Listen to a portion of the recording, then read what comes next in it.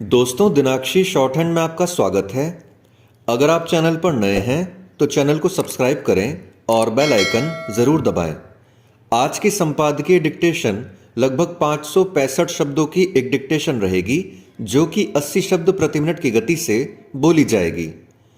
अगर आपको इस डिक्टेशन की गति को 100 शब्द प्रति मिनट करना हो तो आप YouTube पर स्पीड के ऑप्शन में जाकर स्पीड को 1.25 कर सकते हैं। इस डिक्टेशन की आउटलाइंस आप हमारे टेलीग्राम ग्रुप से प्राप्त कर सकते हैं। टेलीग्राम ग्रुप का लिंक वीडियो के डिस्क्रिप्शन में और चैनल के अबाउट सेक्शन में आपको मिल जाएगा। तो चलिए डिक्टेशन को स्टार्ट करते हैं। डिक्टेशन 5 सेकंड बाद स्टार्ट होगी। Ready, start. भ्रष्टाचार और अनियमितताएं रोकने के मकसद से आयकर विभाग और प्रवर्तन निदेशालय उन लोगों के ठिकानों पर छापे मारते रहते हैं जिन पर कर चोरी और धन शोधन का शक होता है। ऐसा होना भी चाहिए।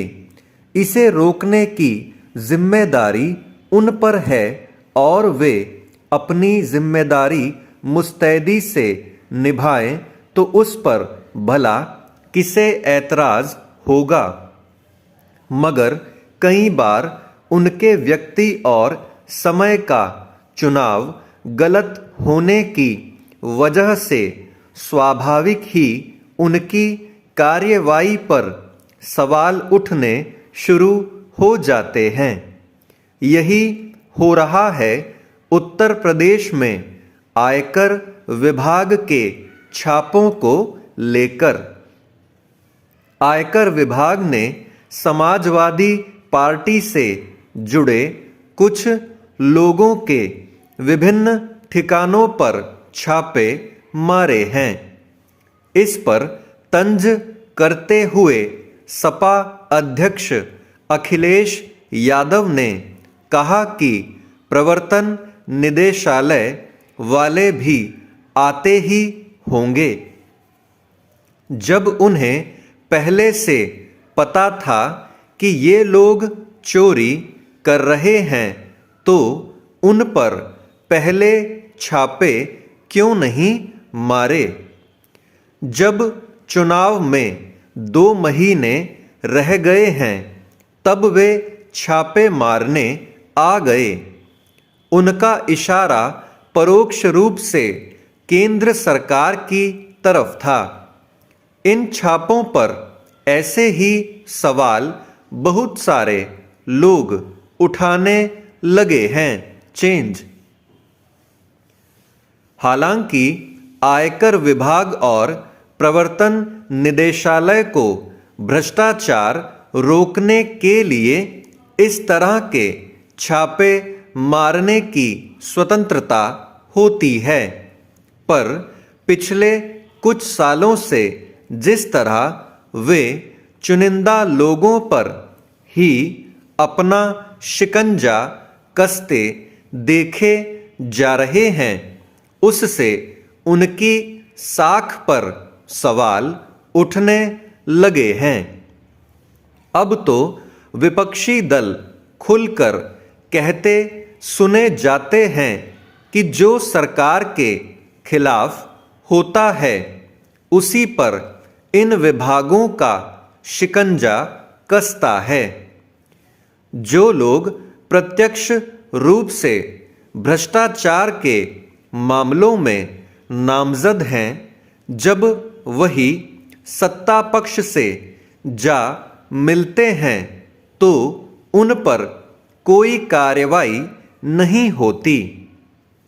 2 दिन पहले ही सर्वोच्च न्यायालय ने भी एक मामले की सुनवाई करते हुए प्रवर्तन निदेशालय को नसीहत दी कि अगर इसी तरह बिना सोचे समझे धन शोधन निरोधक कानून का इस्तेमाल करते रहेंगे तो यह कानून ही अपना प्रभाव खो देगा।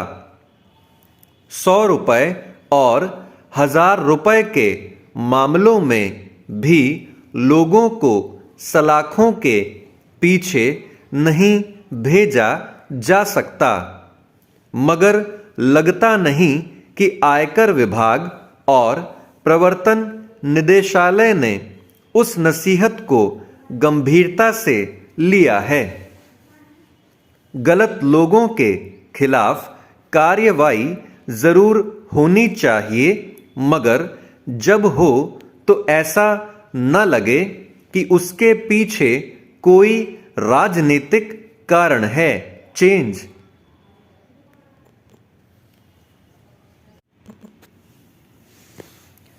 हालांकि आयकर विभाग, प्रवर्तन निदेशालय, सीबीआई आदि संस्थाओं का सत्ता पक्ष की मंशा के अनुरूप काम करने का आरोप नया नहीं है।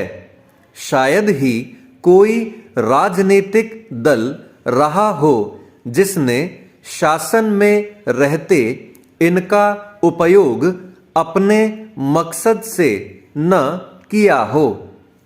विपक्षियों को सबक सिखाने या उनका मुंह बंद कराने के लिए इनकी कार्रवाई न कराता रहा हो, मगर सवाल यह भी है कि ये संस्थाएं किस मजबूरी में अपना अधिकार सत्ता के पास गिरवी रखती गई हैं।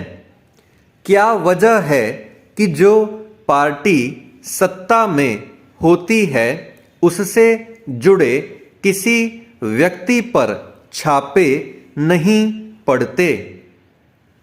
उन्हीं दलों पर छापे सबसे अधिक क्यों पड़ते हैं जो सत्ता पक्ष को सबसे अधिक चुनौती देते हैं? फिर इन विभागों के छापों की रफ्तार तभी क्यों तेज हो जाती है जब कोई चुनाव आने वाला होता है? इन सवालों के जवाब अगर आयकर विभाग, प्रवर्तन निदेशालय और जांच एजेंसियां तलाशने का प्रयास करें तो शायद उन्हें अपनी खोई हुई साख वापस लौटाने की दिशा में विचार करने का कुछ अवसर मिलेगा। स्टॉप। दोस्तों, डिक्टेशन अच्छा लगा हो तो वीडियो को लाइक और शेयर करें और चैनल को सब्सक्राइब करके बेल आइकन जरूर दबाएं। इस डिक्टेशन की आउटलाइंस आप हमारे टेलीग्राम ग्रुप से प्राप्त कर सकते हैं। तो चलिए अब आपसे अगली वीडियो में मुलाकात होगी। तब तक के लिए धन्यवाद।